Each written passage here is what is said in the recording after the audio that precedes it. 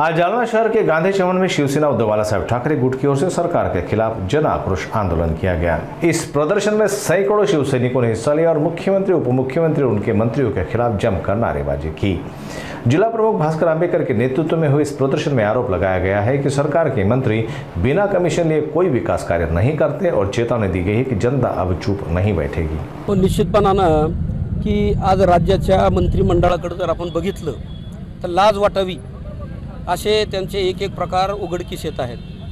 की आज आपण बघितलं की बाळासाहेब ठाकरे असताना जेव्हा त्या तत्कालीन युती सरकारमधल्या काही मंत्र्यांवर फक्त आरोप सिद्ध झाले नव्हते, पण फक्त आरोप झाले तर बाळासाहेबांनी शशिकांत सुतार असतील, बबन घोलप असतील यामधल्या अशा अनेक मंत्र्यांचे राजीनामे घेतले आणि त्यांना घरी बसवलं। आणि आज काय होतंय, तुम्ही जुन्या काळामधलं जर पुन्हा उदाहरण द्यायचं तर काँग्रेसचं गव्हर्नमेंट असताना सुद्धा शिवराज पाटील साकुरकर यांनी गाडीमध्ये काही घटना घडल्या आणि त्यांनी कपडे फक्त बदलले, तर त्यामुळे त्यांचा गृहमंत्रीपदाचा, केंद्रीय गृहमंत्रीपदाचा राजीनामा घेण्यात आला। राज्याचे मुख्यमंत्री विलासराव देशमुख अतिरेक्यांनी ताज हॉटेलमध्ये घुसून जे काही कांड केलं होतं तिथं एका चित्रपट निर्मात्याला सोबत घेऊन गेले आणि एक आरोप झाला की आपल्या मुलासाठी चित्रपट काढण्यासाठीच याला तिथं नेलं। ताबडतोब मुख्यमंत्री पदाचा त्यांना राजीनामा द्यावा लागला। आर पाटील म्हटले की बड़े बड़े शहरों में छोटी बातें होती रहती है, फक्त एक उद्गार असे काढले, त्याचा खरं तर भाव वेगळा होता त्यांचा, पण तरीसुद्धा ते उद्गार काढले तर त्यांचा ताबडतोबीनं राजीनामा घेण्यात आला। आज काय चालू आहे राज्यामध्ये, या मंत्र्यांचा निव्वळ तमाशा आणि नंगानाच चालू आहे। प्रचंड भ्रष्टाचार वाढला आहे, आरोप झाला आहे। सगळ्या महाराष्ट्राने देशांनी बॅगा घेऊन बसलेले मंत्री बघितले।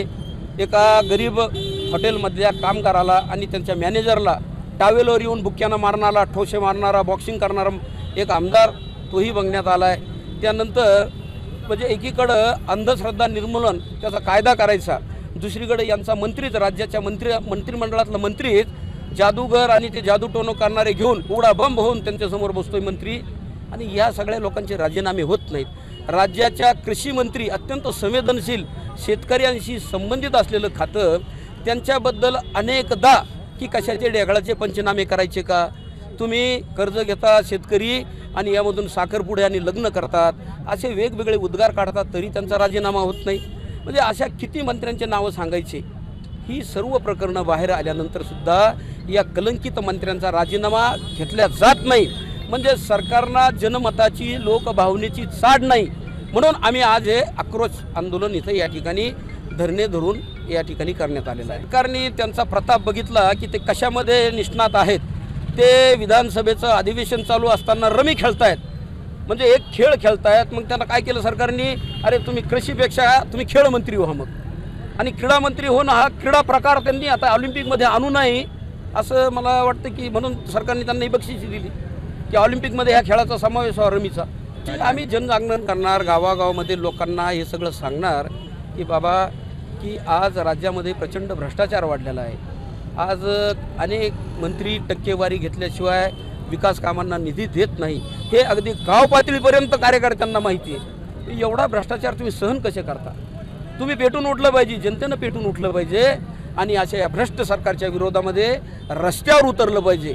जयप्रकाश नारायणांनी जसं त्या काळातल्या सरकारच्या विरोधामध्ये बिहारमध्ये एक मोठं जन आंदोलन उभं केलं, तसं आंदोलन या महाराष्ट्रामध्ये आज उभं करण्याची गरज आहे, आणि म्हणून त्या दृष्टीनं आम्ही ही जनजागृती करू।